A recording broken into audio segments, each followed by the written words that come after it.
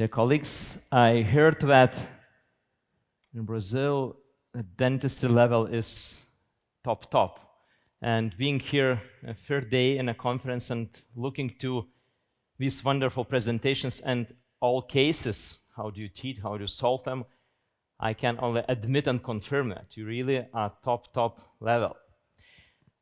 Thank you very much once again for ITI for inviting me here. And today I have a third lecture, I would say most scientific one, because this is a topic where I have been involved from very beginning of my career, where I did my PhD and tried PhD on this topic as well, and continue to research this thing.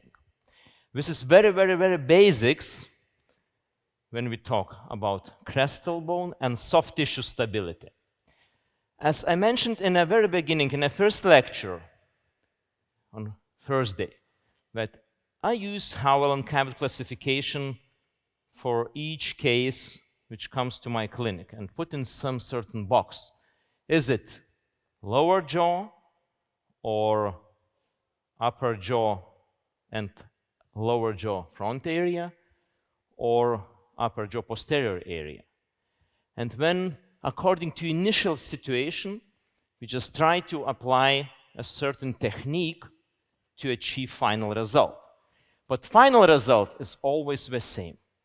I want to see a bone around implant neck and soft tissue thickness of 4 mm horizontal, vertically, as well as keratinized and attached tissues. However,